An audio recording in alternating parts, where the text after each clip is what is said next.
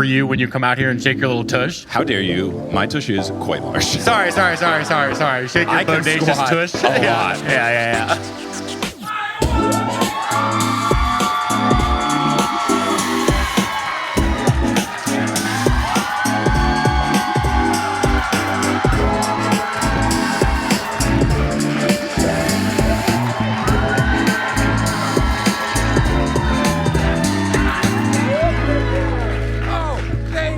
Des Moines, Iowa, and everybody else watching the stream all over the place. What is good?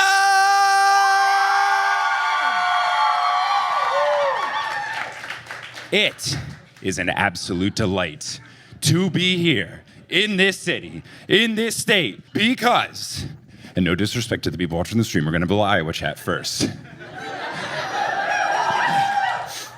We put up the tickets live for a whole bunch of the shows, and there were a lot of people buying tickets on the first day.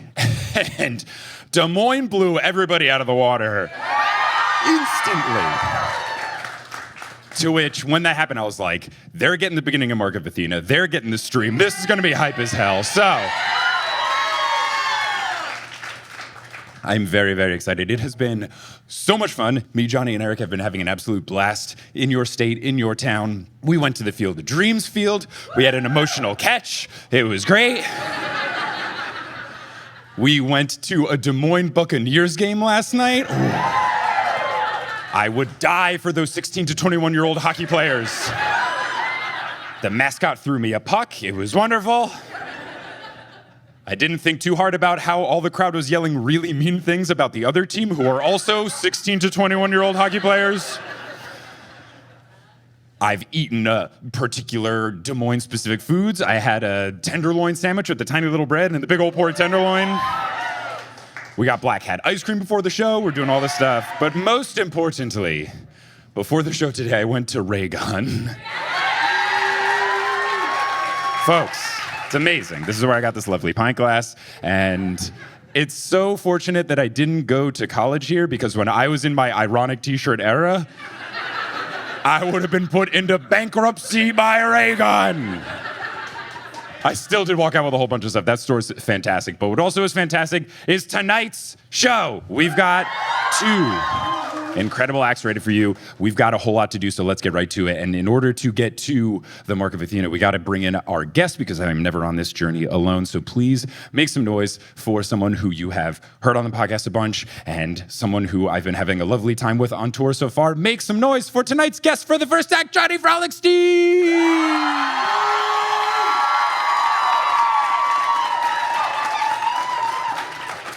Thank you. I think I've done almost 20 of these shows with you by now, and I've never heard a crowd that loud for you when you come out here and shake your little tush. That was remarkable. How dare you? My tush is quite large. Sorry. Shake your bodacious tush. A lot. Yeah. No, I'm very excited. This is fun. Have you been enjoying your time in Des Moines and Iowa as a whole? Yeah, as you were taking through our things that we've enjoyed about Iowa so far, I realized that you forgot the Hy-Vee, which is a bananas grocery store. We loved the Hy-Vee. Hy-Vee was great. It was wild. Did the layout make sense? No. Did we buy chips and salsa for $3 total? Yes. Yeah, I have thankfully been through enough Midwest towns before this to understand we are not in New York price territory.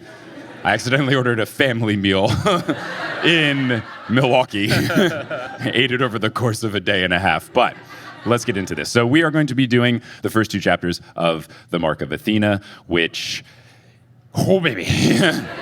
All I will say is I opened the book to get ready to take notes, and at the top, they have the narrator. And when I saw Annabeth at the top, I was very excited. Super hyped. Yeah, I think we've been missing this, right? We've had how many other narrators at this point? 6. And this is the prophecy of the 7. Just saying. Just saying. One's missing. This could be her. Feels like I might know who the 7 is, but hasn't been confirmed quite yet. Terminus is the 7. Clovis still has a shot. They haven't left yet. They haven't left for the quest. So where we last left our heroes, I guess, the Romans had defeated the giants that they were dealing with, and then the Greeks were getting up on their warship and coming over. So this chapter begins with, quote, "Until she met the exploding statue, Annabeth thought she was prepared for anything." So Terminus is back. Didn't take him long to find his way into this book. I love Terminus. I'm a big fan. But the exploding nature, I was very confused by. Yes, he broke into pieces at the end of the last book, but explosions, I haven't seen Terminus explode yet at this point in time. I'm just like, Annabeth, you have seen some things, and the exploding statue is what got you? Like you have seen some things. Yeah.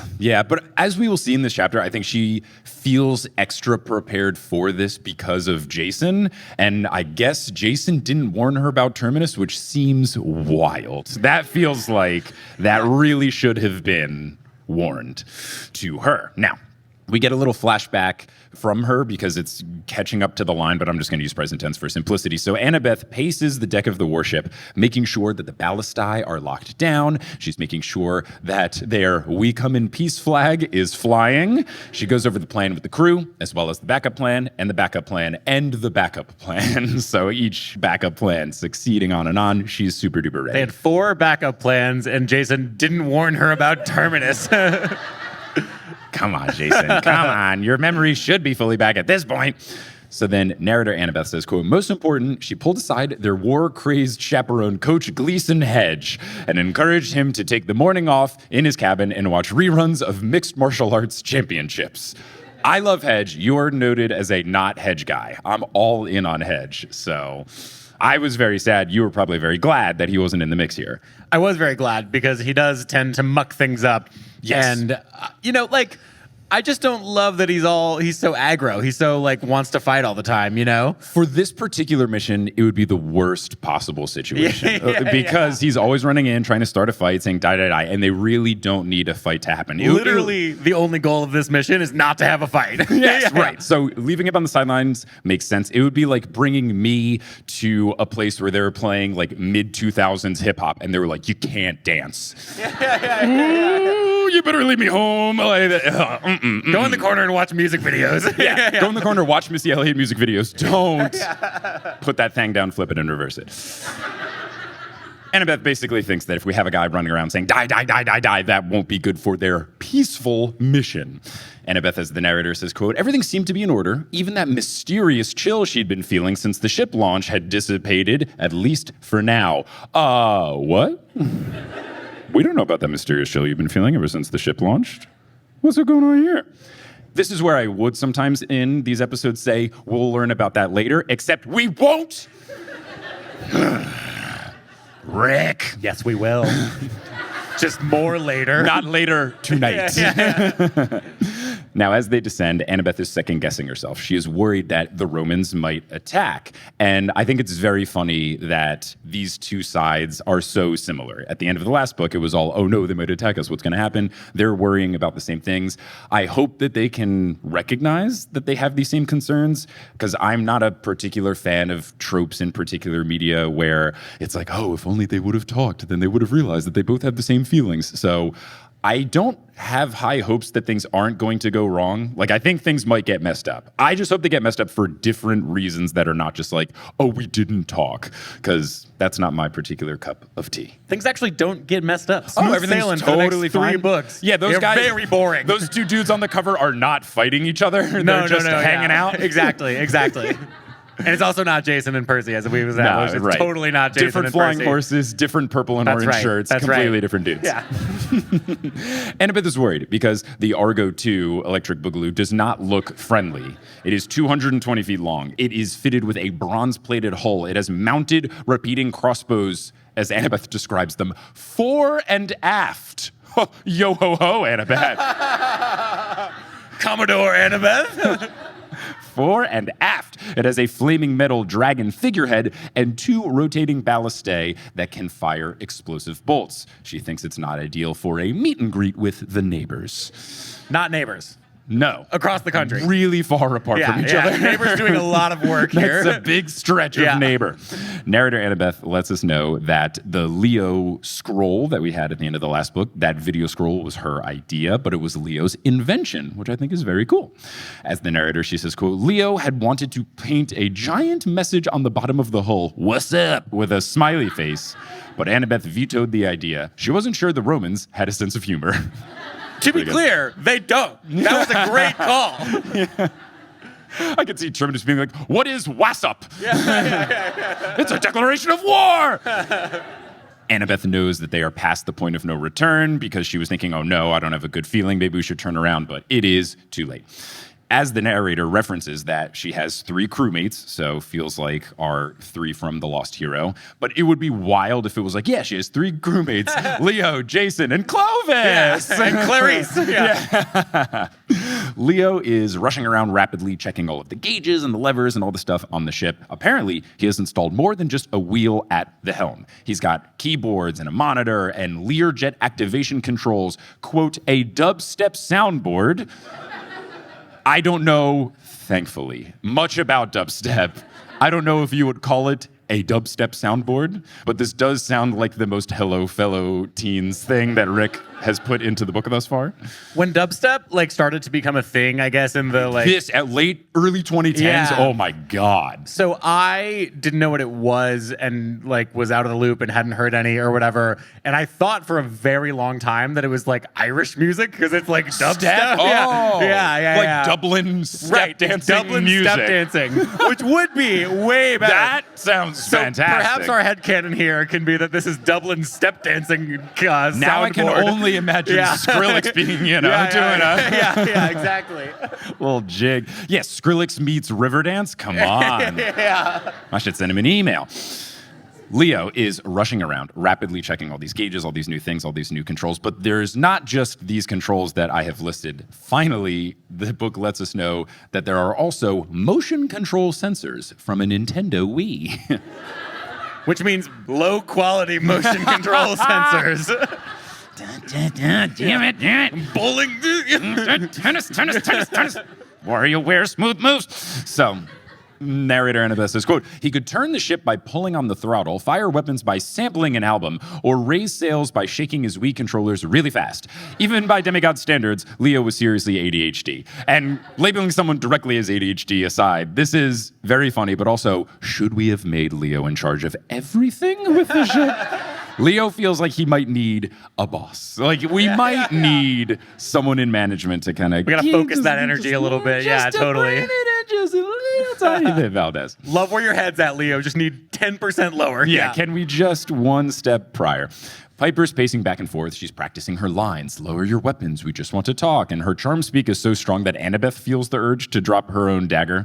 And as the narrator, she describes how Piper downplays her beauty. Apparently, Piper is wearing tattered jeans, old sneakers, and a Hello Kitty tank top that may or may not be worn, ironically. Quote, her choppy brown hair was braided down the right side with an eagle's feather. And I think that is a very cool look for her. Yeah, she's great. Jason is also there. He's at a crossbow platform in clear sight. His knuckles are tight on the hilt of his golden sword. I'm glad he got another golden sword. I don't know if this is going to be another Fliptide situation, but at least he's not carrying around just a chunk of wood like he was at the end of The Lost Hero. So that's good. Plus our golden boy needs a golden sword, Golden boy needs it. He absolutely does. Aside from that, Annabeth says, quote, otherwise he looked calm for a guy who was making himself a target. He's wearing an orange Camp Half-Blood shirt and jeans with a toga and a purple cloak over it. So really just trying to be like, hello, it's me. I'm neutral, please. He's rocking the Switzerland outfit today. Yeah, Red Sox shorts and a Yankees jersey here. Sorry, I didn't mean to offend it's like you. when Carmelo Anthony wears that New York Yankees half, New York Mets half NY hat, but it looks so silly because the interlocking of the NY Yankees logo and the interlocking of the NY Mets logo interlock at different places. It looks absurd, but as a member of the New York basketball team, he doesn't want to offend anyone else. I get it, but it's a hideous look. Sorry. It would be like an Iowa hoodie and Iowa State sweatpants. Do you guys get it now? Yeah. There we go. Annabeth is hoping that Jason's presence will lead the Romans into holding their fire and being peaceful. Annabeth tries to hide it, but she doesn't 100% trust Jason. He's just too perfect. He follows all the rules. He looks perfect. And she just has this sneaky suspicion that this is all a big trick. Vanilla ice cream and apple pie, baby. It's not trustworthy. I obviously trust Jason. I don't think this is going to be anything bad. So I would love to live in the world where him versus Percy, at least based on what I've seen on the cover, or these two random guys that happen to look like them. I would personally hope that it would be something, not that I want Jason to get possessed, but I would hope that it is like something where he's not making this decision. Like I would love it if it's some sort of like evil trick where Gaia like manipulates him to where, or Percy, because she keeps calling Percy a pawn. Like I hope one of the two people in here is not acting of like their full sound mind, because I really feel like Percy and Jason will get along really well. I feel like they have a lot of similarities. So if they like actually don't like each other so much so that this cover would exist, I don't know. I want that to not happen. No, yeah, for sure. That's something that you hope. The trapdoor is intact. Annabeth gets a bitter taste in her mouth whenever she looks at Jason because he reminds her of the forced exchange program of Hera, quote, her most annoying majesty, Queen of Olympus. Annabeth. Sick burn. It's pretty good. Her most annoying majesty. I mean, and here's what's the most fun thing about having Annabeth in the series and then also being the narrator is that she hates Hera so much. Yeah. And it is very clear by this point in time that like Hera's in this series for the long haul. She's kind of like our main godly person that we have to deal with. Jupiter feels out of commission. Hera's kind of our point of contact. So to have her biggest hater narrate parts of the book is so good. We haven't had her for the first two, so her finally coming around. Nice, thank you. Is great. So Annabeth kind of recaps the last two books in case you didn't read those, and then she gets nervous thinking about Percy. She thinks that as a child of Athena, she has to stick to her plan, but she is worried that Percy might throw a wrench into that because, you know, she'll get all caught up and emotional with him being around. Narrator Annabeth says, quote, she felt it again, that familiar shiver, as if a psychotic snowman had crept up behind her and was breathing down her neck. With this description, I could only think of, is it the Michael Keaton movie, Jack Frost? Where he's like not supposed to be scary, but he's absolute nightmare fuel. I remember there's some like evil snowman movie that I never watched, but I remember seeing the covers on the VHS tapes in Blockbuster. Jack Frost, way scarier than whatever like the intentionally scary snowman is. Ugh, blah, blah, blah, blah. But she then turns around and no one is there. I have no idea what's going on. And Michael Keaton is there. Hey, Annabeth. Hey, I'm actually going by Michael Keaton Douglas now. So I think this is fascinating. I have no idea what's going on, but I'm very enticed. She thinks that it's just her nerves, not that the Argo 2 Judgment Day is haunted. But now, because she thinks it's not haunted, I'm thinking it's haunted. Terminator 2 Judgment Day was there. She doesn't think that the ship is haunted because the shields on the rail are enchanted to ward off monsters. And also, Hedge, in theory, should be able to sniff any evil people out. Annabeth wishes that she could pray to her mother for guidance, but she can't do that right now. And I was thinking, oh, yeah, right, because of the Jupiter, you can't communicate with the gods thing. But then she says, quote, not after last month when she'd had that horrible encounter with her mom and gotten the worst present of her life. Stay tuned. Yeah. Just to make sure, that's not like, I shouldn't have read the Demigod Diaries before, right? Okay, cool. That was in book 2 of the first series. You don't remember that? The cold feeling returns again. It intensifies. Annabeth then thinks she hears a voice in the wind laughing. She tenses up, feeling like something very bad is about to happen. And she's about to ask Leo to turn around, but then she hears the welcoming horns, so the Romans clearly have spotted them. Annabeth thinks that she knows what to expect, given Jason's descriptions, but seeing the camp is a whole new thing. She describes the camp for us a bit, in case you didn't read the last book, and she also includes all of the damage from the previous attack, in case you didn't read the end of the last book. She sees dozens of folks leaving the Senate House to look at the ship, in case you didn't read the last chapter of the last book. And then more Romans emerge from other buildings. Annabeth is scanning, looking for Percy, and then something behind her goes boom, and it's Terminus going, unacceptable! He explodes into existence on their deck, and he states that he will not have weapons and certainly not Greeks inside the Pomerian line. Jason gives... The Pomeranian line? No, this time I made sure my autocorrect didn't autocorrect it. But it would be the cutest little line. Who's a good line? Who's a good line?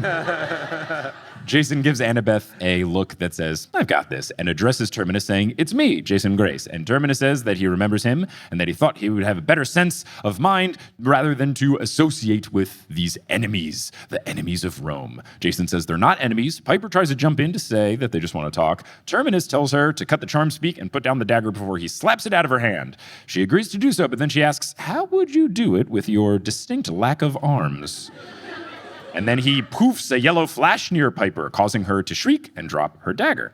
Terminus says that if not for him just coming out of a battle, he would have already blasted, quote, this flying monstrosity out of the sky. And Leo is offended at this labeling, and he wags his Wii controller, his Wiimote, at Terminus. Wiimote! He didn't call it a Wiimote. Uncle Rick might not know the full terminology. Wags the Wiimote at Terminus, and just the absurdity of this visual helps snap Annabeth out of it, and she's able to diffuse the tension. And since she's a huge nerd, she guesses that he is Terminus, the god of boundaries, and she begins to introduce herself, and he says that he knows who she is. I love that he's the god of boundaries, which is like has a word with multiple meanings today, you know? Like he's the god of like not having Slack on your phone so that you can't get work messages after 6 p.m. Yeah, like, you know, he's the god of having like your own like credit card account with your partner so that you have some expenditures for yourself. Yeah. Yeah, he's the god of middle school dances, at least at my K through 8 school that at the bottom said, please save room for the Holy Spirit. Yeah. You get too close, he poofs in, unacceptable! Yeah, he's the god of those signs. That's right. Yeah. The Holy Spirit being Terminus. Naturally. Yeah. That's what I always used to say. They'd be like, save room for the Holy Spirit. I'd be like, it's a ghost. Yeah. Doesn't take up any room, but Terminus certainly does. So he knows who she is, and he continues by saying that it is scandalous that she is a child of, quote, Athena, Minerva's Greek form. He says the Romans know the proper place, quote, for that, in italics, goddess. And of course, Annabeth does not take kindly to this. And I was initially at this point just getting bad vibes because we want this to go well. Terminus is one of the worst people from the Roman side to show up. If he was talking to Hedge, oh my God. This all would have been game No, I think it'd be a meet cute. But I was very antsy in that. If the very first interaction crossover is not going well, I'm really scared about the whole thing going well. But Jason interjects to say that they are on a peaceful mission and they just want permission to land. Terminus denies, calling for them instead to drop their weapons, surrender, and leave the city. And Leo goes, which is it, surrender or leave? And Terminus says, both. Surrender or leave? Yes. Yes. He wants them to surrender and then leave, and then he does invisible slaps and asks Leo if he can feel it. Leo asks if he has any gears inside that are wound too tightly, as he could loosen them for him. He grabs a screwdriver, and Terminus insists against this, and then he does another small explosion to make Leo drop his screwdriver. He then says that weapons are not allowed inside the Pomerian line. Piper asks, what? And Jason explains that those are the city limits. Terminus says the entire ship is a weapon, so it cannot land. And the crowd below of Romans is beginning to form, and it reaches over 100 people. Narrator Annabeth says, quote, Annabeth scanned the faces and ... oh gods, she saw him. He was walking around toward the ship with his arms around 2 other kids, like they were best buddies. A stout boy with a black buzz cut and a girl wearing a Roman cavalry helmet. Percy looked so at ease, so happy. He wore a purple cape just like Jason's, the mark of a praetor. Annabeth's heart flutters, and she orders Leo to stop the ship. Leo's confused. Annabeth reiterates, so Leo does it.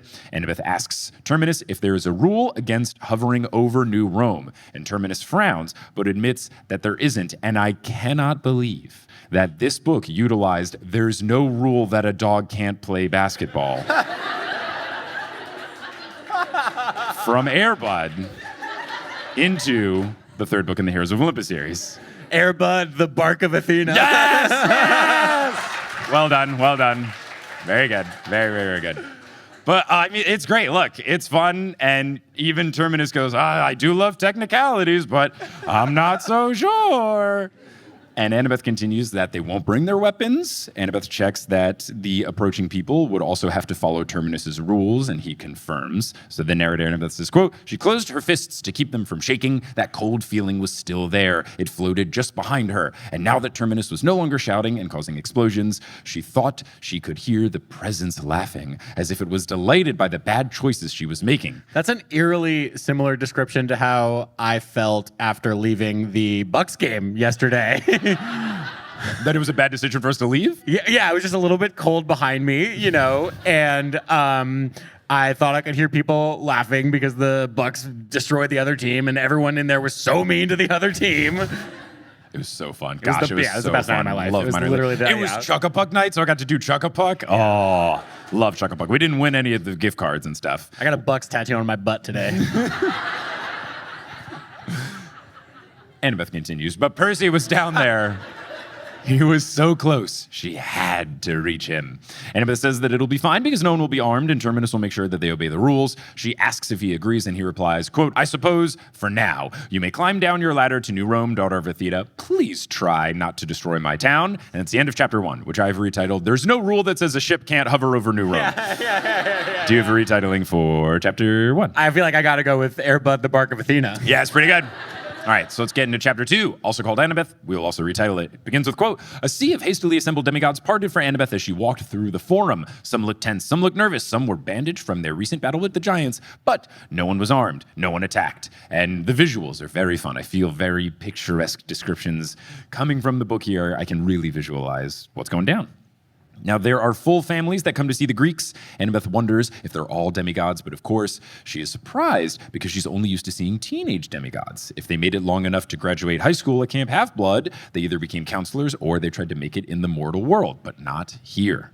Annabeth sees Tyson and Mrs. O'Leary looking like they're in good spirits, and then she admires the beauty of the city, the smell of bakeries, the gorgeous flowers, the lovely fountains, and then, of course, she says, quote, the architecture, gods.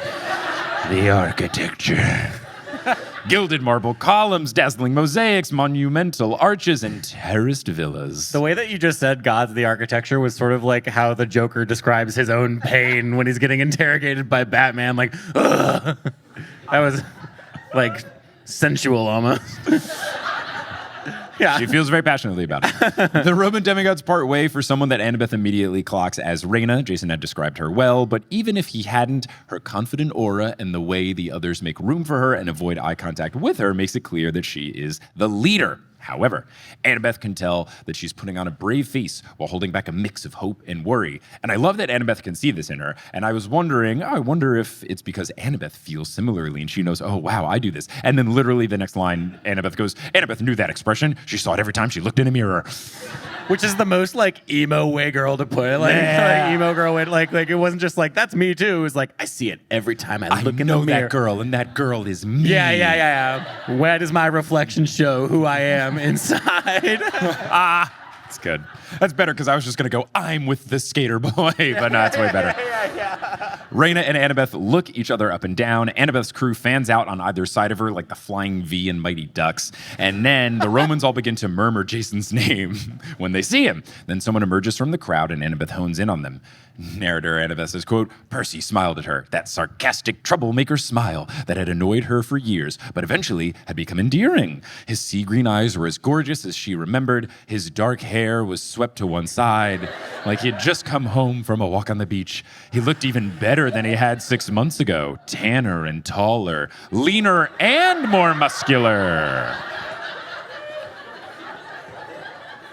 As Johnny fans himself, I mean, I just wrote in my notes, hubba, hubba. Hubba hubba indeed. Let me go get a glass of cold water. Annabeth is afraid to move. She thinks that she may spontaneously combust if she gets closer to him. Quote, So that's what they're calling it. Quote, she'd secretly had a crush on him since they were 12 years old. Last summer, she'd fallen for him hard. They'd been a happy couple for 4 months, and then he disappeared. Last book, Percy said they dated for 2 months. What's happening? I like to think it is that Percy is so oblivious, he didn't realize for 2 whole months that they were dating. Yes. He's a man. He's a man. That's so funny. But I love that they don't agree on the period of time. My actual guess is that Rick might have just forgotten, because sometimes he does. CNC also, trans icon, blackjack. But I like to live in the world where Percy thinks they've only been dating for 2 months, and Annabeth's like, no. We started dating when we had the romantic kiss underwater. What are you talking about? Happy 2-month anniversary, babe. Oh. It's our 4-month anniversary. Oh, how it would be so bad if Annabeth gets him like a 1-year present, and he's like, what are you talking about? It's only, I got you a 10-month It's only present. 10 months. What do you mean? Oh, no! Runs to see if CVS is still open. You get her a card. Now, during his absence, her feelings for him intensified, like she was relapsing off of an addictive drug. Quote, now she wasn't sure. Look, the book said it, not me. You said it too. Well, Just- true. right? Rick's words, my reiteration. Quote, now she wasn't sure which was more excruciating, living with that horrible absence or being with him again. And I feel like being without him is decidedly worse. Yeah. This, in my mind, is like comparing being hungry to having a stomachache. Like, yes, both are bad, but the stomachache will go away, and then you will not be hungry. If you're hungry, your stomach is in pain until you eat. I don't know that I would rather be hungry than have a stomach ache. I would rather have a stomachache, is what I'm saying. Right. Wait. Yeah, I'm saying I'd rather have a post-eating food stomachache. I think I would rather be hungry. Oh. But then, if I kind of like stretch and stuff, do the thing where you lay on your back and you pull your knee up, that's how you get rid of a stomach. And take a Tums and have Kelly rub your belly a little bit. Eventually it'll go away, and then it's like, cool, now I'm not hungry, and now I'm not in pain. But like, if you are hungry, like you still have a job to do. You have to get the food. Yeah, but I feel like the sensation is maybe less painful. Anyways, Percy Jackson. But anyway, in this case, it's way better to be with him. It's so clearly better. I definitely prefer being with Percy to not being with Yes, Percy. of course. Look, Son of Neptune was more fun than The Lost Hero. Fun being with Percy. Raina then straightens and seemingly reluctantly faces Jason and says, Jason Grace, my former colleague. And narrator Annabeth says that she spoke the word colleague like it was a dangerous thing. Colleague, that's what they're calling it now. I welcome you home, and these, your friends. And then Annabeth and Percy can't take it any longer. They rush towards each other at the same time, which is very cute. And the crowd then tenses and reaches for their non-existent swords. Come on. And Percy throws his arms around her. They begin to kiss, and Annabeth stops worrying about everything else. Now, I would love to see the point of view of the people who were here that did not know that they were dating. Because Percy definitely talked about Annabeth a lot around camp, but I don't think every single person at Camp Jupiter knows what's up. So Like the people just living in New Rome, doing their thing. Yeah. like, what is happening? I thought we're supposed to hate the Greeks. What is going on? I mean, it would be like if the Yankees and the Red Sox lined up to play, and then all of a sudden Aaron Judge and Rafael Devers just kiss each other. I think I read that in a fanfic the other day. But it was Iowa State.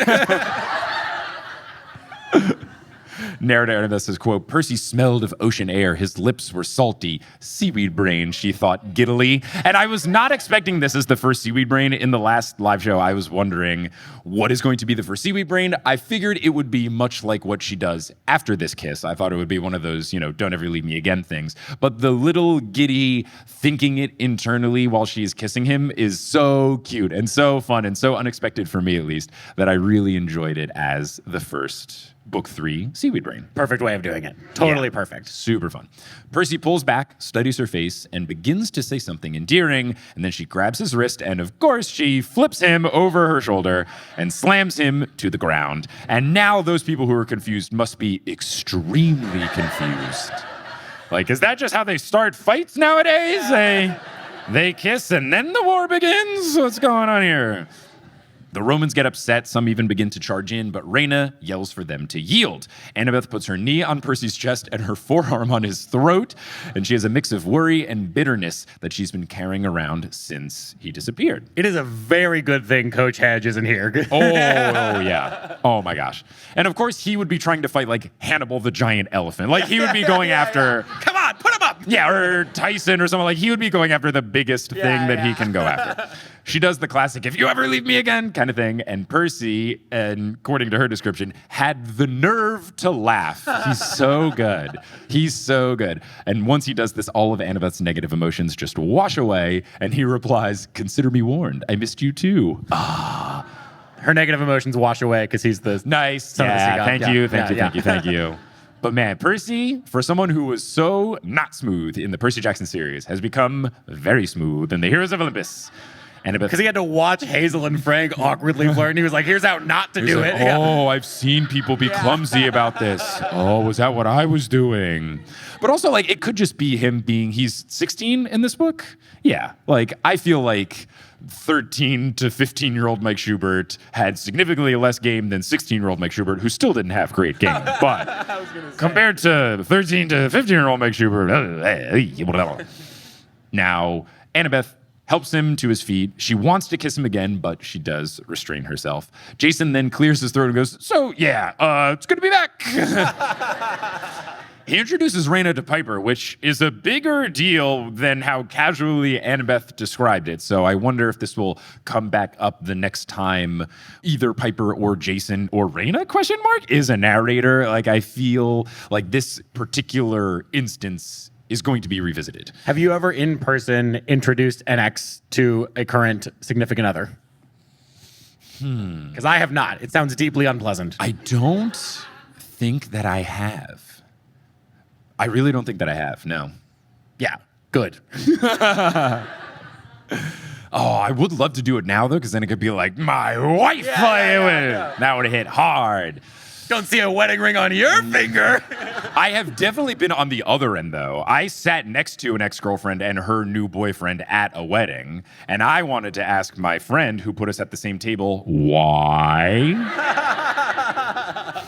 It was fine, but also, sit me anywhere else, please. Anywhere else. So, he does this introduction, and Piper looks disappointed that she didn't get to use her lines that she had been practicing. Jason then introduces Raina to Leo, who throws up a peace sign. Jason then finally introduces her to Annabeth and says, quote, normally she doesn't judo flip people. Raina's eyes sparkled, and I wrote, oh?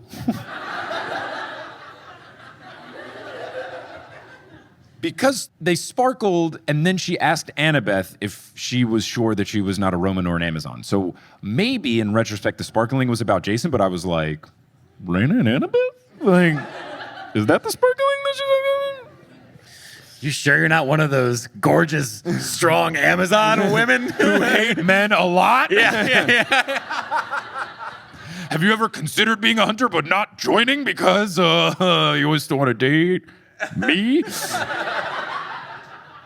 Annabeth cannot tell if this is a compliment or an insult. But regardless, she holds out her hand and says it's a pleasure to meet her and explains that the judo flips are only reserved for her boyfriend. Raina... Boyfriend. Yeah, I know. Raina then goes, oh, no. She missed them kissing somehow. True. I mean, look, you know. Yeah. I don't believe this. Just because there's a goalie doesn't mean you can't score. Raina! I don't believe it. I was just once a boy in high school. And that phrase was uttered. Raina calls forth the Centurions, and Frank and Hazel stand on each side of Percy. And Annabeth is now the 12th person to call Frank an oversized cuddly panda bear. Poor Frank. From their body language, Annabeth can tell that they are tight with Percy and that they have gone on some adventures together already, and she is jealous of this. She worries about Percy and Hazel for a split second, but then she can tell that that's not really the energy that's giving off. There's no romantic interest between the two. And further, she guesses that Hazel and Frank are dating, but they only just started.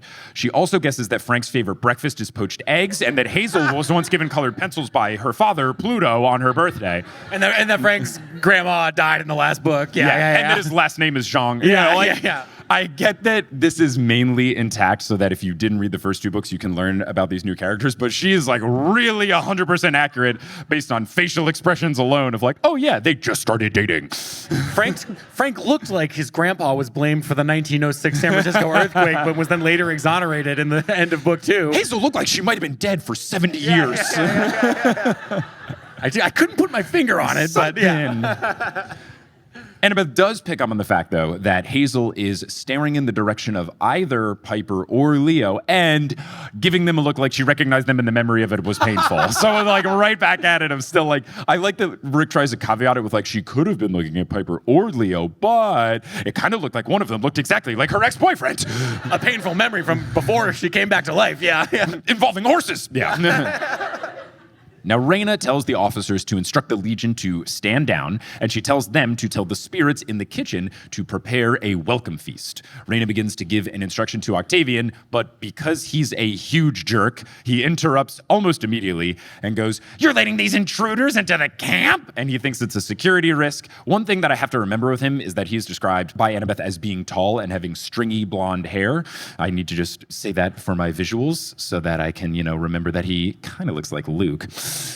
Raina. I thought you were gonna say Sunshine from Remember the Titans. Yeah. Oh, but he's way too dreamy, and he's not like, my understanding is that Octavian's like lanky and stuff, but like looks like he could be strong. Not like jacked. Yeah. No, yeah. Sunshine was jacked. Gosh. And in that movie, Remember the Titans is so good. My favorite scene is when Sunshine gets put in as quarterback and he does the thing to let the guy come through, try to sack him, and he flips him over and then stares him down. This makes sense for me being the trash talk guy that I grew up to become, because I had this movie on my iPod video, and I used to rewind just him staring the guy down after the flip a lot, and it really does say a lot about the person I became.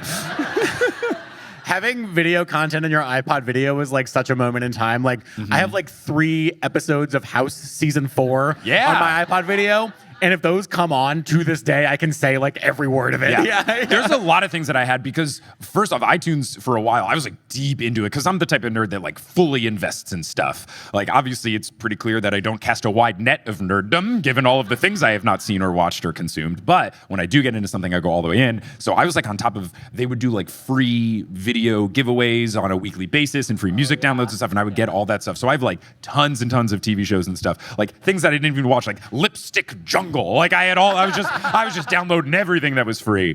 But then there were a couple of things that I purchased and would watch a ton. Like there was like this like X Games documentary. There was the 2006 Rose Bowl like football game. I had you could buy full game. Yeah, it was like this beautiful condensed game where you like got the whole game, but it was like 45 minutes. I have School of Rock, and like all this stuff that I would like watch all the time. Remember the Titans was one of the things. I had one episode of Chris Angel Mind Freak. Oh yeah. Yeah. I had episodes of Cat Dog. Yeah, those were free. I could pull it all up, but we do have what was going on with Cat Dog? Well, it was a cat and a dog. Oh, okay. Oh, man, if I remembered the theme song, I would have quoted the whole theme song to you. I can like hear the cadence of it. No, but the beginning, it's like a long, I don't know, like the beginning lyrics to the Cat Dog theme song. I did watch it. That was like one of the few shows that my parents, like when they would watch it, they'd be like, "What's this show?" Yeah. All right. I don't know. Hold the phone, yeah. Because there were for sure the ones where they were like, "You are not allowed to watch Ren and Stimpy." But there were other ones where they would like let me watch and then they'd catch a glimpse of it and they'd be like, "What's the deal in this show?" It's like, the dog likes tacos. It's like, okay, but why are they connected at the butt? Shout out to Barb and Joel, who are watching at home. Yay! I thought they were here for a second because you like looked at it and I was like, they're with Kelly, who's also watching at home. Hey! Kelly? Helping to watch the baby so that I can do this tour. The baby is not watching. It is past her bedtime. She is asleep. And hopefully she sleeps all the way through the night. She's doing a good job. Love her. Anyway, Percy Jackson. What even was happening? So many tangents. So it was Cat Dog. Text message from Kelly. Barb literally just said, "We told him he couldn't watch it because it was too stupid."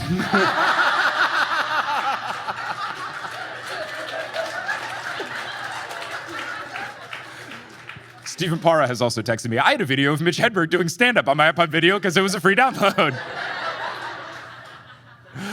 This is why I don't put my phone on Do Not Disturb on stage. Sometimes gems come through. But anyway, Percy Jackson. So they're preparing the welcome feast. Raina talks to Octavian, the jerk that he is. He raises the security concern, and then Raina just shoots him a serious look and says that they're merely going to eat with them in the forum. They're not going to bring them into camp. Octavian is grumpy about how eating in the shadow of the warship is not an improvement. Annabeth finds it odd that he doesn't treat her with the same respect that everybody else does, and she thinks it's almost as weird as the 3 teddy bears that he has tied to his belt. Raina goes full Milchick monosyllabic on him and says, "These are our guests."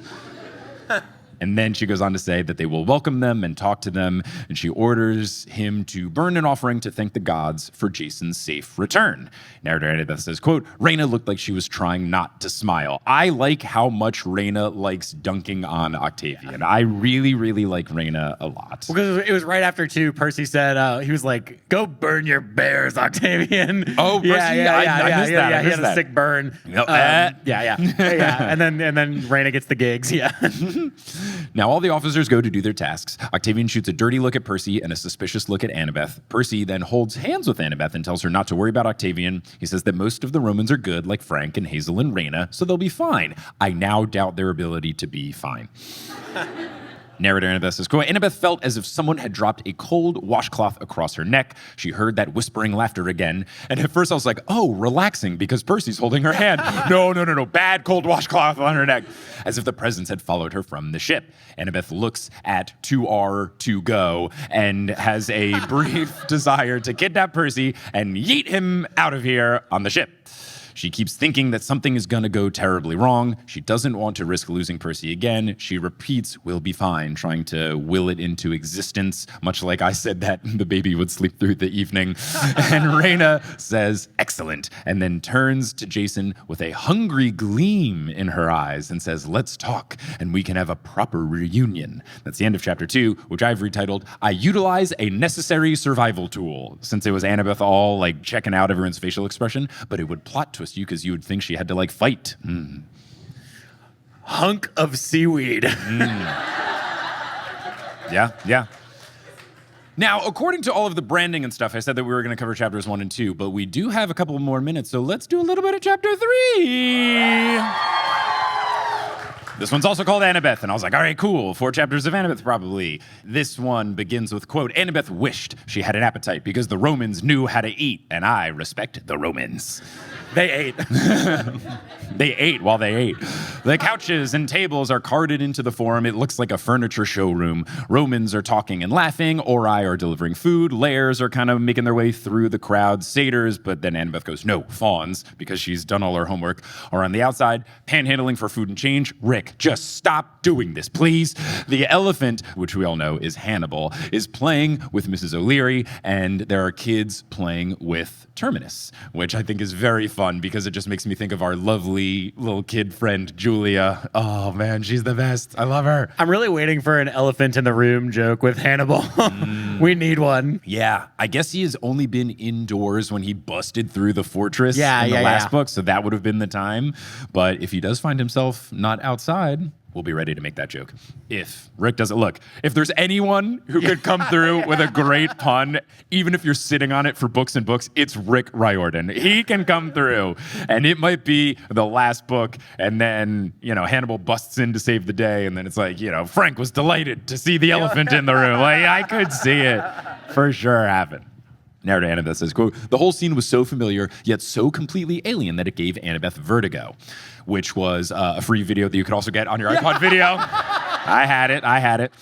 And before Apple force downloaded the U2 album onto your phone. Oh, gosh, so bad. Oh.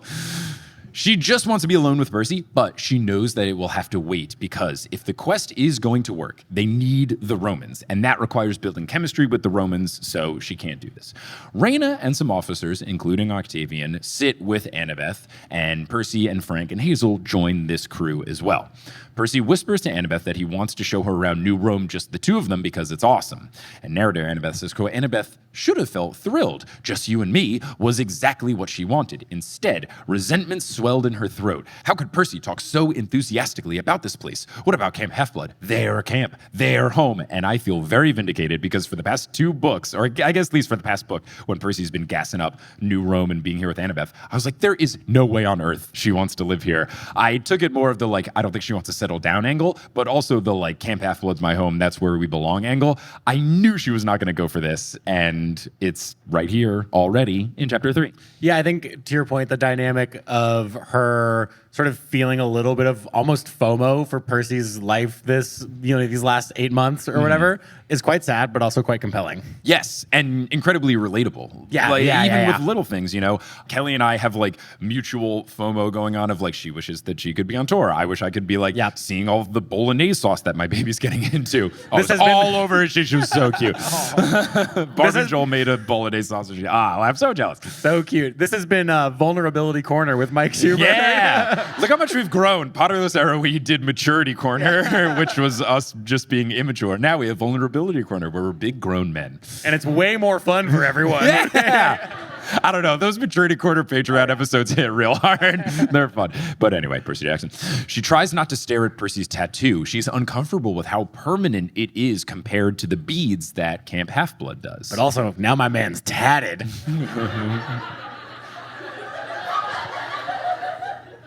Except he's not going to get into a Japanese onsen. Oh, man. Or a Jewish cemetery, right? Oh, I didn't know that. I just knew with like the Japanese saunas, you can't have... Can't be buried with Jewish Just another list on the reason for me not to get a tattoo. Yeah. If that becomes a problem for you, that would be such a life plot twist. Annabeth fights back saying something spicy and instead says, okay, sure. Which... It's okay, period, sure, period. That as a reply to Percy being like, I want to show you this cool thing. Like, that should kind of tell it enough. It is Percy Jackson that we're dealing with, though, so he might not get it.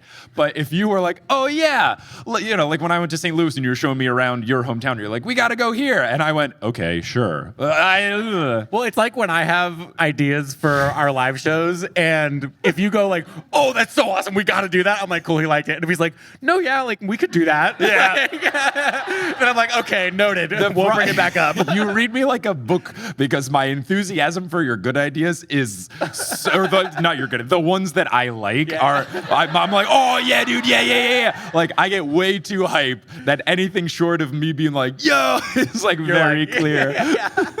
Because I couldn't be like, oh, maybe.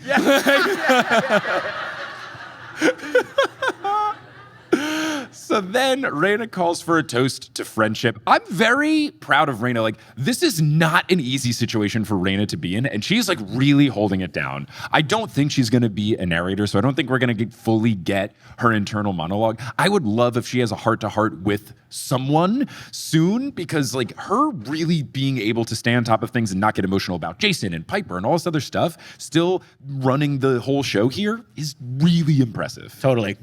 So she calls for this toast. She then has everyone do introductions. They start sharing stories. Jason tells everyone the last hero. And narrator Annabeth says, quote, that they had to rescue the goddess of Hera or Juno. Take your pick. She was equally annoying in Greek or Roman. And Octavian thinks this whole story, especially the ending of it being at the Wolf House, was impossible. Wolf House! Quote, that's our most sacred place. If the giants had imprisoned a goddess there, and Piper goes, they would have destroyed her, Piper said, and blamed it on the Greeks and started a war between the camps. Now be quiet and let Jason finish. No, I'm not going to do it. I would catch it. This venue's been so nice to us. But I like Piper stepping in here. Very good. Octavian opens his mouth but makes no sound. And Annabeth thinks, wow, I really like her charm speak abilities. Annabeth sees Raina slowly realize that Jason and Piper are a couple. And I feel so bad for Raina. When Jason finishes his story, he ends it with the fact that Gia and co want to destroy the gods by, quote, pulling up their roots. And Percy goes, yeah, we've been dealing with Queen Dirtface over here as well. And then narrator Annabeth says that Percy, quote, recounted his side of the story. He talked about waking up at the Wolf House with no memories except for one name, Annabeth. And on that note, we will end the beginning Annabeth chapters. Yeah. Give it up to Johnny for being an incredible guest. That is the end of this act. That is the end of this portion of the episode. If you are listening to the podcast after the fact, so let's all say goodbye to the podcast people. Goodbye.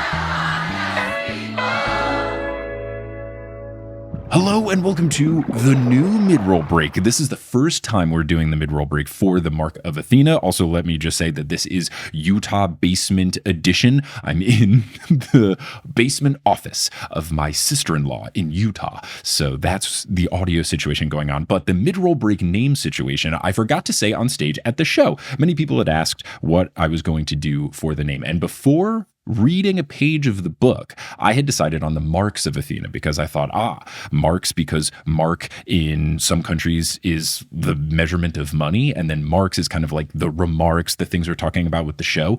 I did this before realizing that the mark of Athena is like a literal thing in the book that gets referenced all of the time. I thought it was going to be more like the son of Neptune, which is like a concept that they don't say all of the time in the book. So we use marks of Athena for a little bit. And then in an episode that I've already recorded but haven't released yet, there will be a new, better name. So that will come out in a matter of weeks. But for now, welcome to the first edition of the Marks of Athena. We've got a lot to discuss. Let's discuss it. First and foremost, if you are enjoying this episode, but it is simply not enough for you, you can watch the video version of this episode if you go to the Patreon shop. You go to newestolympian.com/Patreon, you go to the shop tab, and you can get the replay of the live stream that we did for this Des Moines show. We had a 3-camera setup, really high quality cameras, a really solid team. There were split screens, there were cuts back and forth, there were custom backgrounds for the first act and the second act. It was fantastic, really good stuff, looked great, sounded great, and you can get that video over at newestolympian.com/Patreon. Now, speaking of the Patreon, I have a big announcement that I'm really excited about.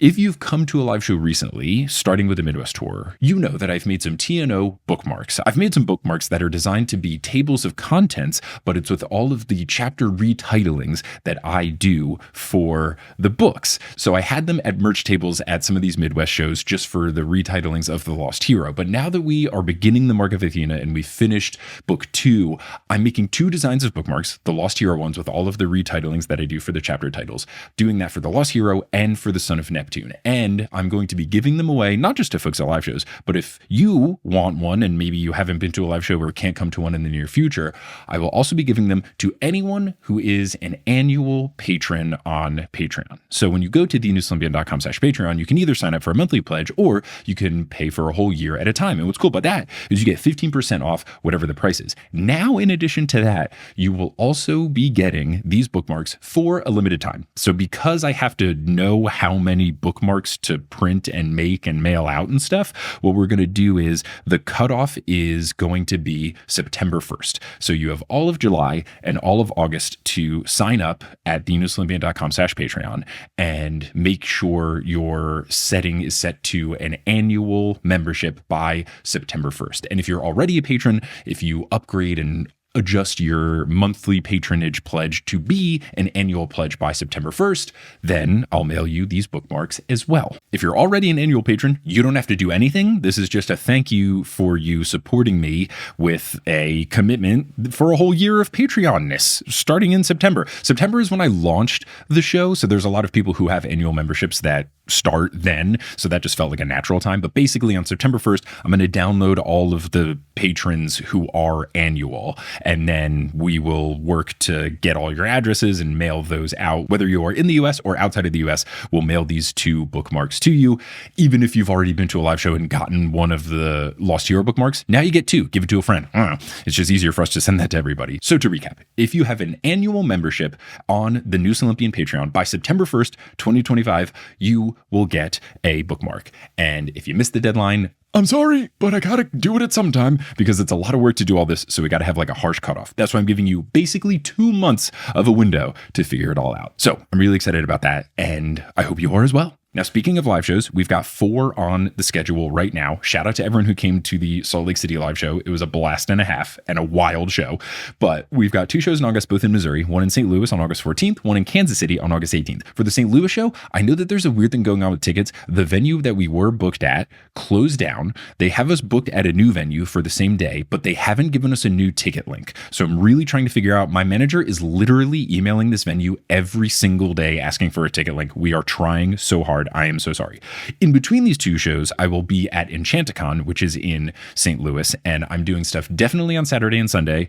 TNO is going to be Sunday. Potterless is going to be Saturday, doing some other things, and then I might get added to stuff Friday as well, though I don't think anything is currently on my schedule for Friday. Then in September, we've got two shows in new cities, Providence, Rhode Island on September 13th, and Pittsburgh, Pennsylvania on September 28th. I had talked about trying to stream the Pittsburgh show. I've heard from the Pittsburgh venue that I'm not allowed to because they want to promote people going to that show in person. So I'm trying to stream the Providence show. This might mean that it will be an only the Newest Olympian show and not a half and half show. So I might try to reach out, and if you bought a ticket and the only reason you want to go is because we were going to do Potterless stuff there, I'm happy to give you a refund. But I think that's a plan because I still want to do that thing where I do the ending of the Mark of Athena, that big whoa moment, and I really want to stream it. They won't let me do it at Pittsburgh, so I'm going to try to do it at Providence. But now I got to figure out, will the Providence venue let me? So that's what we've got going on there. If you want to get tickets to all those shows, go to thenewestolympian.com/live. Now, let's talk about stuff with this episode in particular. There are a couple of things we got to address. First, I make a Red Sox joke about Rafael Devers. At the time of recording this, Rafael Devers was on the Red Sox. In the current world, Rafael Devers has been traded away from the Red Sox in a laughably bad trade. And as a huge Yankees fan, this makes me really happy, but I can't be too happy because the Yankees have lost 5 out of their last 6 games at the time of recording. Gross, disgusting. Ugh, but we won today. Huzzah! Now, I have another crop of notes that only make sense if you were at the show or if you watched the stream, because it involves visual gags and other stuff. So the second act of this show was a Potterless thing. We did a Potterless Fast and the Furious crossover in honor of me and Eric releasing The Last and the Curious, that podcast that you can also get on the Patreon shop where we go through all of the Fast and Furious movies, me for the very first time. But I did that one wearing my pug shirt. And then when Johnny came out to do the Q&A, he was wearing the matching pug shirt that he has. He was not wearing that during Act 1. So it was funny. And then we did a classic, one of us is going to have to change a bit. But then we took off our pug shirts. And then we both had Iowa women's basketball shirts that we got from local store in Des Moines, Ray Gun. And they were both pink, but different designs. Super fun. Mine said women's basketball is now the official sport of Iowa. And then Johnny's, I think, was just like a general, like, cool designed go women's basketball. I don't remember exactly what it said. Now, by nature of Eric Hamilton Schneider being the guest for Act 2, he was on stage for when we did Q&A. That's why you'll hear Eric in this Q&A. And then also one of the people sending in a question said that they were sending the question in from Botswana on their couch. The reason that they said that is when I was teeing up people sending in questions for the Q&A, I said, whether you're here in person or if you're watching the stream, I don't know, from Botswana on your couch, feel free to email in a question to thenewestolympian@gmail.com. So that was a very funny joke. So that is why I made that joke there. We edit out the stuff where I tee up intermission every single live show episode because you don't need to know what to do during intermission. You are doing your dishes. Interdition. Anyway. Now, the Patreon was mentioned a couple of times in this mid-roll break, so I want to give a shout out to the folks who have joined the Patreon most recently. Shout out to our newest Super God tier patrons, Rachel Donor and Maris D. Luffy. Shout out to our newest God tier patrons, Jessica Florig, C. Edelsvard Kragen, Kiera, Vic Chip, Evan the T-Boy Son of Apollo, and Venus Olds. And shout out to our newest Demigod tier patrons, Lucas Campbell, Alex Bush, Vinny I, Christy, Ingrid Wittendorf, Humlin, Sukist, and Lemon. Thank you all so much for your support. May Hestia bless you that if you have a space heater set up in your room when you're going to sleep in a cold place, that you have the settings right, that it doesn't get too warm so that you don't wake up toasty and sweaty from your room being blasted with hot air for more than you would like. Now, if you're all caught up on the Newest Olympian and you're looking for some new content to consume, you're in luck because I have a new podcast coming out and the trailer is live. It is a podcast that I am co-creating with fan favorite of TNO, Sequoia Simone. We are making a show called Professional Talkers. We are both professional podcasters. We have done hours and hours and hours of conversations, some of them awkward, all of them publicly available for people to listen to and ridicule us. And now we are giving you advice on how to navigate awkward conversations of your own. The trailer is out now. The first episode comes out on July 14th, which is a Monday. And if you live in New York City, we're doing a podcast picnic post-release party in Central Park on Sunday, July 20th. Stay tuned on my social media for more information about that. But if you want to listen to the show, search for Professional Talkers wherever you get your podcasts. You can also go to our social media, which is all Pro Talk Pod, and our website, which is protalkpod.com. That'll probably just redirect you to one of the places to listen to the podcast because we don't have like a full website set up right now. But It's going to be really fun. We're bringing in experts sometimes. Sometimes it's just us. We give advice. We give pitfalls to avoid. Super goofy, super silly. And finally, me and Sequoia and our lovely podcasting chemistry will be coming to your ears on a regular basis with our new show, Professional Talkers. So listen to the trailer and subscribe now, and then start listening when it comes out on July 14th. Now, unless you're listening on Patreon where you get access to ad-free episodes, you're going to hear words from a few sponsors to make it feasible for me to be a full-time podcaster. Some of those ads will be read by me, such as by our new sponsor, Smalls Cat Food, and others of them won't be. The ones that aren't read by me are inserted locally. So if you live in Botswana, don't be surprised if you hear an ad in English or Setswana or Ikalanga. Those are also spoken frequently, even though the official language is English. But once those ads are complete, we'll get back into this episode of The Newest Olympian.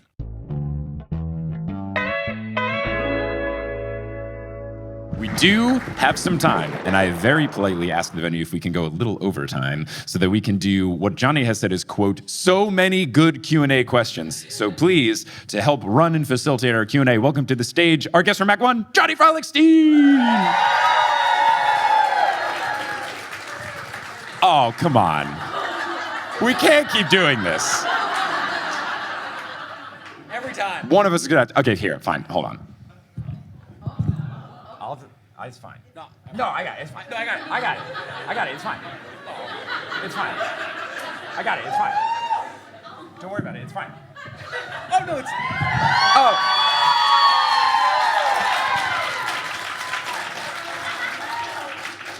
Well, they're not the same, so it's okay. We're good. Cool, great. We couldn't not buy these shirts at Raygun. Yeah, they were amazing. So the first question is from Eliza. Hi, Mike, I'm from Minnesota. I couldn't come to your St. Paul show, blah, blah, blah, blah.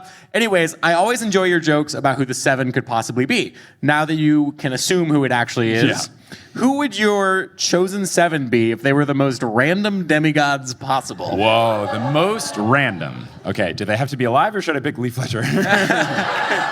I'll go with still kicking it ones. I mean, Clovis for sure. Clovis is the right answer. Clovis is there for 7 sure. Clovi. Yeah, I'm definitely picking Clovis. I'm picking Phoebe from The Hunters. Canonical basketball lover Phoebe from The Hunters. I will also be picking Mitch and, is it Lacey? Yeah. The 2 Aphrodite campers that Piper becomes friends with. Tyson, let's get Tyson in there, just because I think it would be very fun. And then I would say, oh, who's the random Athena guy? Is it Malcolm? Thank you. Malcolm, the guy who was like awkward about Percy and Annabeth like being an item. He was like, oh. And then Katie Gardner, because I don't think she's done anything except exist. That's my random 7. I'm bummed that you limited it to alive because we could have included Harry Houdini. Oh my gosh. Demigod. Yeah, would have been good. Welcome to Iowa. This is from Chelsea. Our state fair has sculptures of butter. If you could have a Percy Jackson moment immortalized in butter, what would it be? Percy Jackson, and feel free if you have a Percy Jackson moment. Okay. I think just because it is, like, if you take a butter stick and put it upright, it would be nice to carve it into the shape of the Chrysler Building, and you could do what's on the cover of the Titans Curse when Mr. D visits Percy and Blackjack on top of the Chrysler Building and has the vines all going around when he has this, like, heated talk with him. I could see just, like, a butter Chrysler building, my favorite skyscraper in New York. I think if you really wanted to lean into the Iowa of it all, you do the crops from the last book. The grains sorghum that and they fight. barley. Yeah. That's good. Oh, I can see like the whole fight with them like whisking him away. Yeah, very silly and fun. That's good. I like it. Mine would also be from Titan's Curse. It would be when Percy's holding up the sky. Because they would have to make a butter sky. And you'd have to have a tiny little thin thing of yeah. That's fun. This one is from someone called Stephen Para. I think I've heard of Steven. him before. Percy and co. are locked in a race across the country against Dominic Toretto, or rather, whatever pun, Toretto. Thank you. Who has Percy selected to join his Fast and Furious squad, and how do they manage to jump over Mount Olympus? Ooh, okay. So Percy's picking Percy Jackson characters that would be good at racing? I think the question was who would be in his Fast and Furious squad. I don't think he said Percy Jackson characters. Oh, so he's picking Fast and Furious people. He said, who is he picking to join his Fast and Furious All right. squad? I'll pick some Fast and Furious people and some Percy Jackson. I think from the Fast and Furious perspective, I feel like Percy would love Han. I feel like they would get along really well. I think he'd get along with Tej too. Tej, that is Ludacris's character. I think those are obvious selections. For the Percy Jackson world, I feel like if anyone is going to be putting Nas into a car, it's going to be the Stoll brothers. I feel like they are going to be like the right kind of antics. I can imagine like the two of them being in the same car and kind of like bickering with each other while they're driving. And Hermes. Oh, speed. Got a Travelers. Yeah, you got it. You got it. I mean, Apollo as well with his big like chariot that drives the sun. Yeah. And then if you need someone to like the planner type, like Annabeth is like the big. She's planning, mapping it all out. Maybe even Daedalus or Icarus. Like Daedalus doing all the different like tinkering and making cool inventions and stuff that they can do with like oil slick and stuff. Maybe not Icarus. No, not to follow directions. Yeah, maybe not. Yeah. But Daedalus doing all that kind of stuff. Yeah, that's fun. Oh, Leo. You gotta have Leo. Leo. Oh my God. Leo. Yeah, obviously. Obviously. Subject line of this question is, I'm in Botswana on my couch. AKA. What's the email address? Is it .b Dot bot. dot bot. AKA, I'm in Portland, Oregon on my armchair. So they lied about the whole thing. Hi, Mike. Hi, Johnny. Hi, Eric. Hi, Iowa. In honor, Iowa, nice. In honor of the delightful Persebeth peak friends to lovers trope reunion, what is Mike's second favorite romance novel trope? I say second favorite because I assume that narrowly miss each other for years is his number one favorite. P.S. My favorite is fake dating because I'm in the middle of a Hunger Games re-obsession. I don't know if I have a particular trope because I don't read a lot, but the one that hits the hardest for me, unsurprisingly, came from Pride and Prejudice.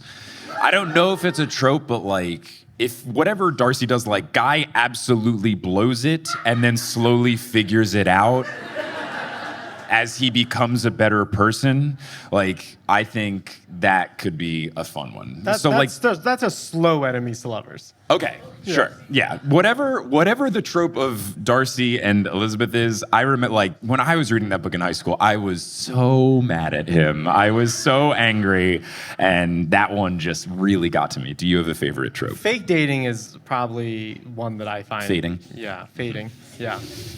Johnny, do you have? I really love the white collar woman comes home to blue collar man. The to her Hallmark hometown. Christmas film. Yeah. Obsessed. I'm obsessed. Hello, Mike. Congratulations on the baby. We had a baby girl too a few months before you and Kelly, so I love hearing about her. Woo. If you had a god, not Terminus, guarding your home, who would it be and why? A god guarding my home that is not Terminus. Let's see. I guess. No, I don't want to pick Zeus. He's so unreliable.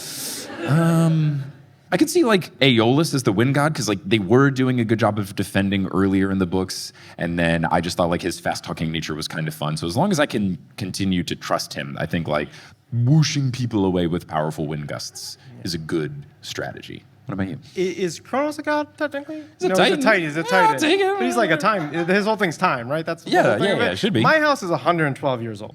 And so anything that could just pause it from aging more and needing more structural integrity work would be I like it. really helpful. That'd be good. The bills are a lot.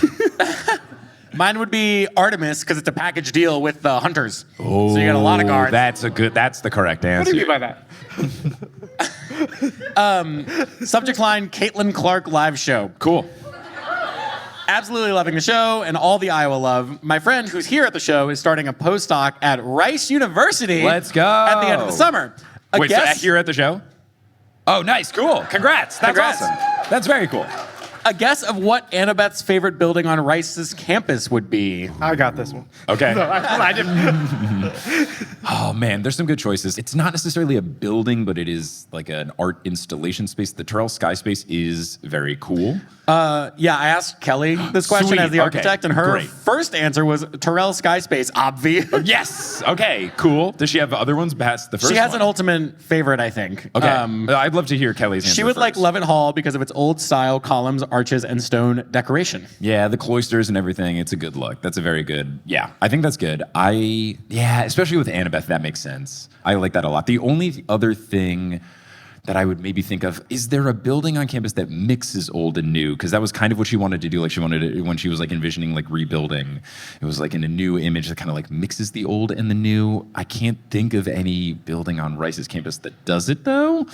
So I think Kelly's selection of Lovett Hall is probably correct. Excellent. One of the doors has like a snake head as a handle. It's very cool.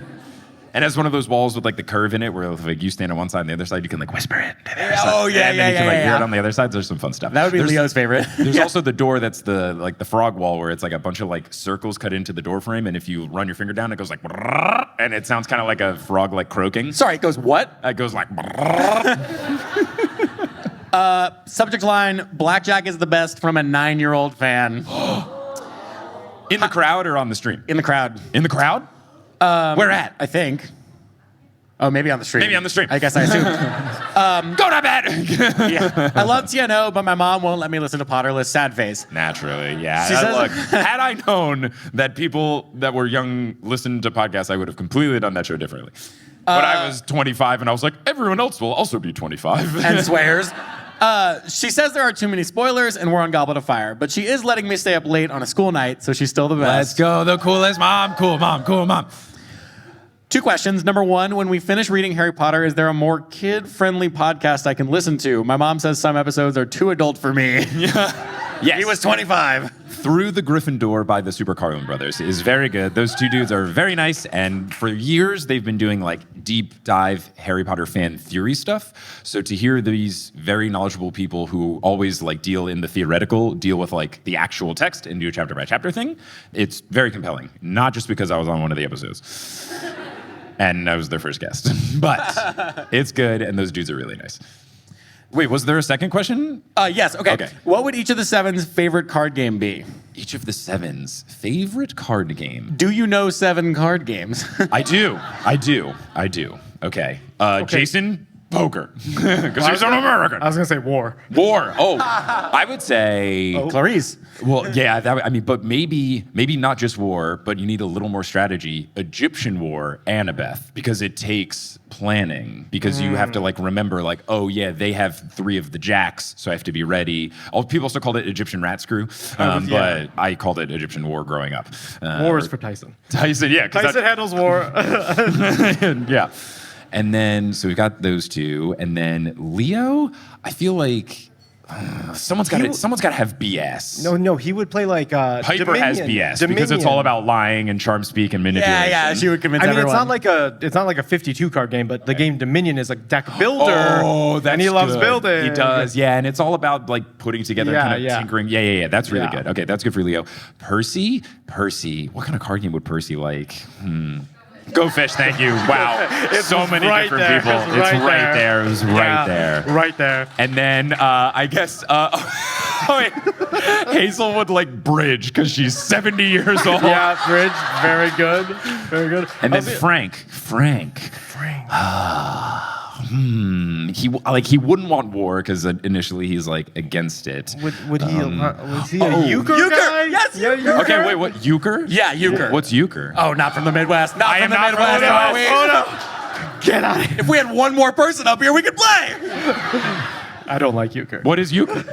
It's hard to describe. It's like a. I barely know her. It's like a round winning game kind of thing where you just do a couple rounds and you get 10 points and someone Okay. wins. Cool. Yeah. And there's trump cards. Got to find a new word for it. Yeah. Hey, this is Mike from the future here, just jumping in to issue a correction because we accidentally dead named the person whose question we are about to answer.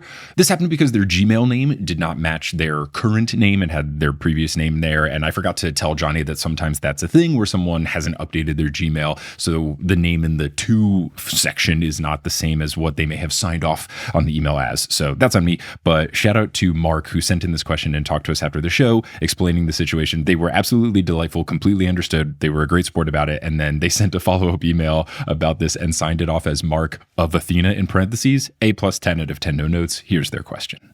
What was your favorite ray gun design, and what do you think the Percy Jackson gang would get from ray gun? Oh my gosh.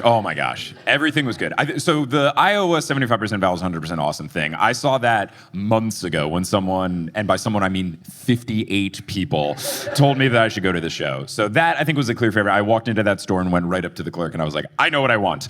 And then I looked around and there was a lot of really fun things. There were a couple different things I did take pictures of. There was something that I did get as a sticker that says gender. I hardly know her. And then another thing that I did get was like a definition of ope and all of the different ways to use ope, because I like ope. So I really, really love ope. So that was good. But then I loved one that was called the Midwest with an exclamation point, a map made by people who aren't from the Midwest. And it basically looks like, I'll try to, I have to read it. No chance. So I'll do it like this. But basically, it says that Ohio is Idaho. And it calls Michigan Midigan. It calls Wisconsin cheese. It calls Minnesota snow. It has for Illinois and Indiana, is this Indiana? And then, or is this Indiana? And then it does have Fargo with a question mark. Like, there's all sorts all over. There's Canada. There's above Wisconsin, it has, is this a lake? So there's a lot of stuff. Toronto is in Michigan. There's one that says Kansas, and then underneath, or is this Kansas? So I just, as someone who, to me, the Midwest is like a big question mark, and no one can agree on what is and isn't the Midwest. Like, is Ohio the Midwest? Is it not the Midwest? Oh, see, look, I don't want to get into it.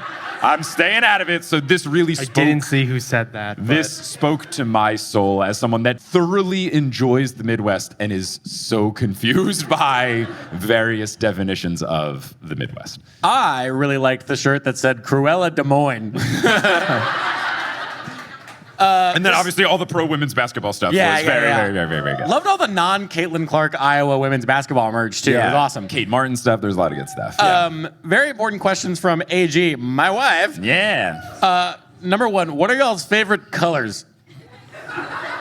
She's not read the books. Pink. Yellow. Purple. Number two, did Johnny snore the last couple of nights? Last night, Johnny, you did snore. And I didn't do anything rude, but like I noticed that if I did something that made noise in the room, we were in a room where there was like 2 twin beds. If I made noise, sometimes you would like adjust yourself in bed and then maybe stop snoring. So every time you woke me up from snoring, I would like run my hand on the blinds or like close my headphone case, or like your bag was in the corner, I'd like ruffle your bag. It was totally fine. You can feel free to kick me out. Number three, if you could only read or / own one book for the rest of your life, what would it be? Man, that's tough. Not even like a trilogy. Yeah, just a trilogy. I could answer so book. easily. One book for the rest of my life. That is so Have to be really long. Yeah, I would want to pick like something that was very long and like had a lot of different things. I might pick Basketball and Other Things by Shea Serrano. Just like a lot of different, and it's all broken up into individual chapters because it's him asking basketball questions like, who's the greatest duo of all time? Or like, is there anything cooler than like a game-winning shot? And like, it would make me feel like I had a bunch of different things instead of just one, and it's kind of combining basketball and comedy into one. What about you guys? God, that's tough. I mean, I really like William Gibson, who did Neuromancer, the first kind of like cyberpunk book. 3 Body Problem book, specifically the second one in that series, is pretty good. But yeah, one book. That's hard. Tough. What about you, Jim? Maybe just the Silmarillion. I've never read it, but I know it's really long. It's got a lot of words. Yeah, I'll pick The Strand by Stephen King because it's 7,000 pages. Exhalation by Ted Chiang, a book of sci-fi short stories. Okay, cool. This is from Chase W. He's a Slytherin, not racist. Nice, good. Thank you, Chase. He is here with his mom, Kelly, from Cedar Rapids, Iowa, 2 hours away. Oh, okay. Remind me when we give away some of the extra ray gun stuff we got today to give them the Cedar Rapids sticker that we got. Our question, what are your predictions for relationships between Roman and Greek characters? Do you see them becoming close, or do you see them playing into Gaia's plans, or something in between? Okay. So as I was kind of alluding to in the show, and maybe it's because I'm trying to wish this into existence, and I'll just like look up so I don't see anybody's faces. I'll look at the crowd here. I can see that you're there, but it's a big trap door under all of you. You're backlit enough that I can't read your facial expressions, so I don't know if you're like, oh, he's doing it, or like, oh, he's so wrong. So I will look at these fine folks up here. I will say, I want it to be some sort of thing where they are pitted against each other, but it is not because they don't like each other. There will either be some sort of like misunderstanding or nefarious play by Gia. I don't know if it is like a true, genuine, like taking over and possessing someone and they're doing things, or if it's just like something happens. But I feel like there is going to be the butting of heads during this book.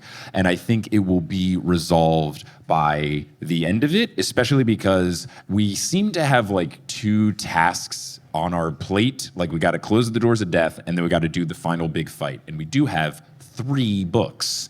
So I feel like we need some sort of other conflict to take place. And I could see a Greek versus Roman thing taking up at least part of this book. So I feel like there will be butting of heads initially, and it will be resolved, and then full final form 7, either by the end of book 3 or like going into book 4, will be ready to go and close the doors of death. Cool. Hi, Mike. I'm here at the Iowa show, longtime listener since 2020. Here's my question. While Caitlin Clark was at Iowa, she had some pretty huge NIL deals. Hypothetically, if being a demigod was akin to being a D1 athlete, what brand deals would our heroes have? That's good. What brand deals? I feel like Percy would get sponsored by various companies that make blue foods and blue candies. So like Sour Takis? Punch Straws, Blue Takis, Jolly Ranchers, like definitely those kind of things that come in blue. Jason, those Coleman grills. That's good. That's good. Leo definitely buy all sorts of Milwaukee. different... Oh, Milwaukee Tools? Yes, yeah, yeah. that'd be good. That'd be really good for him. Fun fact. And then, let's see. I could see... Maybe, Hazel by just like some sort of like horse stables or I was gonna say like cigarettes. Because she's old time. She's old time. Let's see. Oh, Tyson definitely buy either Skippy or Jif peanut butter for sure. And Clovis, obviously, Monster Energy drinks. I was going to say the Tempur-Pedic, I know, the Tempur-Pedic Swedish sleep system. That's right. That's a good thought. Terminus super glue after he got broken. Yeah. Man, and then like Mr. D for Diet Coke. Yeah. Grover by like Greenpeace or just a recycling company or Greenpeace known for all their sponsors. Yeah, they're shelling out NIL deals. It's a magical world. There's no rules. This person also notes that they used IE in the email because they also took Latin in high school. Oh, nice. Good. I love that. We have a question from someone named Kelly B. Oh, I'm assuming It's Kelly B. Schubert. Yeah, I think Kelly B. Schubert. The Fast and the Furious is Eric's fave film franchise. Fave film I also franchise. stumbled over saying this in Act 2 of the show. It's a tongue twister. But Mike, what is your fave film franchise, and why is it Shrek? And where does fit into your rankings of film series? Is this a question or a personal attack? Kelly, who is with my parents, has been angling to get us to finish the Shrek anthology for years. It started in 2020 when we would go home for like a month or two in the summers for COVID for a couple of different reasons. One, because we thought Kelly was gonna have to go back to work in the fall. Ha ha ha. Also because it was better to go to Texas for the summer because my parents have central AC and a pool as opposed to us having one singular window unit in New York. So, we summered in Texas. And while we were there, we would like every night or every other night, like watch movies. We would rotate who picked, like me, Barb, Joel, Kelly. And Kelly at one point had us watch Shrek, and then we watched Shrek 2. And then every time she tried to get us to watch Shrek 3, something happened and it was vetoed. So it's always this looming thread of like, what should we do tonight? Let's watch Shrek the Third. I like the Shrek films. I don't think it's up there for my favorite film franchise. If I have to go... That third Puss in Boots movie, though? Oh, it was good. We did watch it. It's really that good. movie's It's very good. unbelievably It's really good. I think my truest answer is probably the Toy Story franchise, because I think all 4, including Forky Asks a Question, the greatest thing... contractually, I should say, the second greatest thing on Disney+. This isn't being recorded. What's the greatest? But those 4 movies since Forky Asks a Question are just so good. And the little like Disney shorts they did, like really, and just childhood-wise, it's really good. But a close second, and coming up close on it, is the John Wick movies. They're just so good. So good. They're just really, really fun. Do you guys have different favorite film franchise, something in addition to Fast and Furious? Shrek. No. Honestly, probably Star Wars. Mm-hmm. I do really like Star Wars, despite it being a cultural hot button for the last 10 years. I would say that. Or John Wick. I love the John Wick so movies. good. I used to work for the YouTube channel Cinema Wins. not sins. And editing the John Wick ones of those was so much fun because those movies are so detailed. Yeah. Do you have? Mad Max, including the old ones. Yeah. All right. We got time for like one or two more. Okay. Perfect. This is from Hannah. Hi, Mike. Thanks for finally coming to Iowa. This is tragic. I'm very excited to be here. I'd be there in person, but I just got food poisoning, so now I'm watching the stream. Feel better, Hannah. Oh, please feel better. On to more fun things. I am 6 weeks away from getting married. Good thing you're not 6 hours away from getting married. So my fiance... Don't eat whatever you ate in 6 weeks. My fiance and I are in the throes of all of our pre-wedding activities, bridal showers, bachelor and bachelorette parties, etc. My question is, what fun themes would each of our Heroes of Olympus 7 have for their bachelorette parties? Example, I feel like Leo would want to go to Vegas, but then only go to that place where you play with construction equipment. Yo, I didn't know that was a place, but that sounds great. I feel like Piper's gonna want like a super low key thing, just like come over, let's like play board games, watch movies. Wine and rom-coms, yeah. Yeah, like super low key, not make a show of it. I feel like Percy would want to do like a fun like beach vacation, like let's rent a beach house, let's go surfing and all that kind of stuff, or like maybe do one day is beach and one day is lake, so then you can then do like lake stuff like a blob and jet skis and all that kind of stuff. Jason, like he's gonna want to get a place, grill with the boys, watch football, play beer pong. Yeah. I can only assume the concept of a bachelorette party would blow Hazel's mind. Oh my God. Yeah. But no, I don't know if they do this for bachelorette parties, but New Orleans, where you like have a jazz band follow you as you do like a bar crawl, kind of like you did Like after at my your wedding? wedding. Yeah. I could see her doing that. Like Let's ghost tour. Yeah. Oh, and ghost tour into bar crawl where they have the jazz band following you and playing from location to location. Yep. Yeah. Anyone else that we haven't said? Frank. Ooh, Frank. Paintball. Ooh. Yeah. I don't know why. I just think something with the Aries part. Yeah. All that, maybe. Mars, sorry. Because it's like war, but not really war. Exactly, yeah. And it's just fun. I just think he'd have a good time. Yeah, and he would want to like go back to Canada and like do it in the hometown kind of thing, show people around. Yeah. I know we're out of time. I'm going to follow this up. There was one more wedding-related question, which is, if you could pick 4 characters from the Percy Jackson series to be your wedding party, including a best man / maid matron of honor, whoa, who would it be? Okay, so we're picking our wedding parties, and you pick 4 people. Oh my goodness, that's tough. Okay, so I'm going to pick Percy Jackson to be my best man because of vibes. I'm going to sneakily, actually, though, pick Annabeth to do all of the logistics. So Percy's the best man, but I tell Annabeth, like, you're the best woman. She's taking care of all the planning because Percy would not handle it and not make it all work, especially for the bachelor party and stuff. And then I feel like, gosh, who else have I really vibed with? I would have Leo in the party, so we did one of those fun pranks that the groomsmen like to do. Oh, where's the ring? He being yours? Yeah. I do not like those jokes that you do all the time, which you keep doing on tour.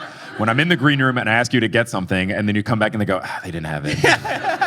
And I fall for it every time. And you've loved it every time. I can totally tell. It every time because I fall for it every time. Do you have bachelor party people that you would choose? I mean, I think I'd have Mr. D in reserve. For the party vibes, for the party. Party vibes, but also you want a little bit of, you don't want the whole party to be, I mean, I've never been married, so I have no idea. But I've been at a lot of parties. But I think you want one guy that is an agent of chaos on some level. Yeah. I feel like he could do that correctly. Yeah. I feel like I would also pick Frank. I really do like Frank. He seems like a really good guy, a really solid friend. He feels like he would bring a good energy to the group. And then if I need, I'm just like picking all the, like, and then let me get Grover in there too. Like Grover would be a great ring bearer. Oh yeah, because he would not lose that at all. Yeah. So I'm basically picking people and giving them all, like dividing the best man tasks amongst the 4 of them. Yeah. Do you have any other selections to round it out? I don't know. I don't know. I think my equivalent to Annabeth would be Raina. I just need somebody with their stuff together. Yeah, Raina's a really good choice. Yeah. That's really good fun. Well, speaking of good fun, this show is good fun. Thank you all so much for coming out to the show. And everyone on the stream, thank you for coming out to the show. We gave it up to Johnny in Act 1, but let's give it up to Eric for being an incredible guest for Act 2. Give it up to Gail and the team for running the merch table. That was super awesome. Give it up to Kelly and my parents for holding down the fort with the baby so that this whole tour could happen. And shout out to everyone here at BK Live. It was a super smooth operation from sound to hospitality to the bar to like setting up everything. Everyone here was so awesome. So please give it up to that whole team. And also to Ryan and the whole Studio Iowa team for streaming the show. It was super awesome. I'm so glad that people got to watch it, whether they watch it live or the replay. So give it up for the stream team as well. We've got a bag of stuff from Raygun. Yeah, Johnny, go grab that. Like who came from like really far away to come to the show? Where'd you come from? Florida. Oh my God. Did anybody come from farther than Florida? Okay, sweet. After the show, we got a bag of like stuff, but we got to wrap it up because we were over time, and it was very nice of them to let us go over time. But thank you all so much for attending, and whether it was stream or live or in person, that was great. We'll close out this one until we make our way back to Des Moines because we got to come back because it's super duper awesome. Thanks so much for coming out, everybody!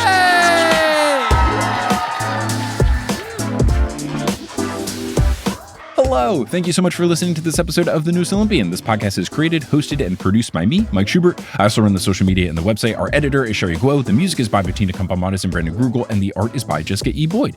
If you really enjoy the show and you just can't get enough, there's a couple of different things that you can do. First, you can go to patreon.com/thenewestolympian, and you can get access to all sorts of bonus content that I post on a very regular basis. You also can find us and get involved in the community on social media. We've got an Instagram, we've got a Bluesky, we've got a Twitter, we've got a Facebook, we've got a subreddit, we've got a Discord that's available to all patrons. If you want to support the show, you can get merch at thenewestolympian.com/merch. You can see live shows at thenewestolympian.com/live, and you can check out the aforementioned Patreon. And speaking of, I want to give a shout out to our highest tier, the Ultra God tier patrons who are helping to produce this show with their financial support. So shout out to Kelsey Gillespie, Vicky Garcia, Frida Vikstrom, Megan Moon, Polly Burge, Nikki Harris, Tatiana Schmidt, Sandra Rose, Josh Sayer, Abby Ryan, Marco Redhouse, Sam Reeby, Mrs. O'Leary, Milo Kim, Sandkopf, Rayla Matthews, Sky Mallory, Persasabeth, Aiden Parziani, Grace, Ginger Spurs Boy, A Cup of Solace, Bradamus Prime, Skylar Sisters, Scott Sheldon, Natanya Page, Ann M. Thayer Cohen, Bella, Percy Jackson, Han Haley Hingelheimer Schmidt, Catherine Sloan, Haley Mary, Jim Jam Koopy, Kit Kat Crumbs, Andrea, not Andrea, Jordan Ray, Nico's Black Vespa, and Zayden Wintergate. If you want to support the show in a non-monetary way, just spreading the show via word of mouth is huge. You can tell someone directly who you think would like the show. You could post about it on social media. You could leave a rating and review on whatever podcasting app you're using. All of these things really do help, and I really appreciate anyone who has done it in the past or will do so in the future. But I'm just so thankful that you tuned into this episode, and I hope you tuned into our next episode where we'll be joined live in Chicago by Eric Hamilton Schneider to complete Chapter 3, do all of Chapter 4, and I honestly don't know if we do parts of Chapter 5 or not, but until then, I'll see you later.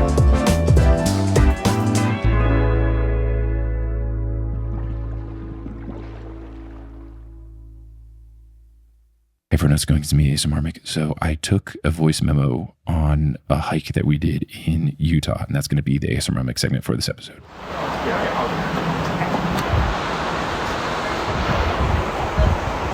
Thank you so much for listening.